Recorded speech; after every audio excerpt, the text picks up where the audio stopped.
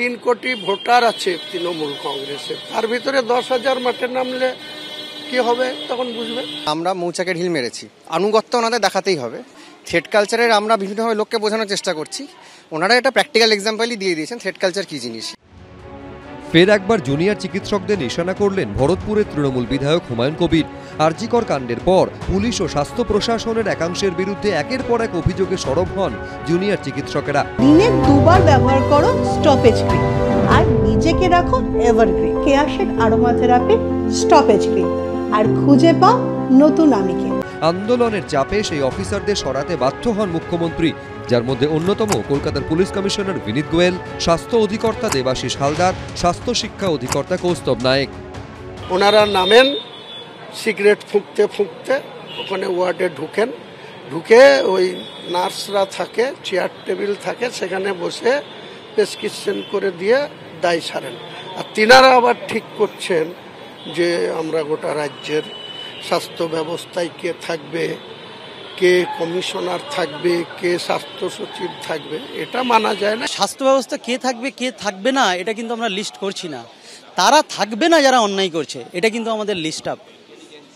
কারা থাকবে ওনারা দেখুন না।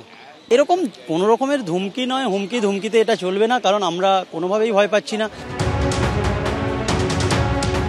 ডাক্তারবাবুরা দ্বিতীয় ভগবান বলে মানুষ, তো সেই ভগবানের আচরণ কি করেছেন ওনারা তো যেভাবে ঢাক ঢোল বাজাচ্ছিলেন, নাচছিলেন, ডাম বাজাচ্ছিলেন, আর ওনাদের তো ইলাহি সব খাবার দাবার চলে আসছিল, কোথা থেকে সব। আমরাও 42 বছর আমাদের পলিটিক্যাল ক্যারিয়ার, শাসক বিরোধী যারা আছে তারা সোজা পথে পারে না, তারা ঘোর পথে এদেরকে মদত করছিল, এটাকে আর বুঝতে অসুবিধা হয়।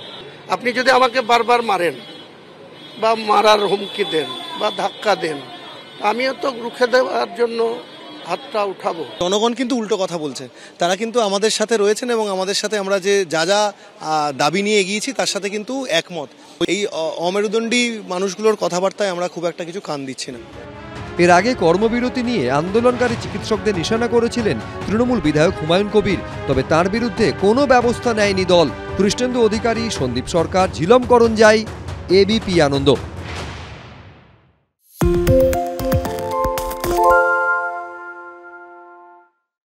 সত্য অন্তহীন, সত্যের খোঁজও তাই, সত্য সন্ধানে তাই আমরা অক্লান্ত, অকুতভয়। এবিপি আনন্দ নতুন ভাবনার প্রতীক, যা মনে মুক্ত, তথ্যে যুক্ত এবং যাবতীয় সীমানার বাঁধন থেকে মুক্ত। সীমা না শব্দটির মধ্যে লুকিয়ে আছে মানা শব্দটি, যেন চোখ রাঙানি এক অদৃশ্য বেড়াজাল, যা আটকে রাখে আমাদের এক ছোট্ট গণ্ডির মধ্যে। একমাত্র সঠিক খবরই গড়ে তুলবে এক মুক্ত সমাজ। সেই জগৎ গড়ার লক্ষ্যে কোনো সীমানার ঠুকুটি আমরা মানব না। এবিপি আনন্দ এগিয়ে থাকে, এগিয়ে রাখে।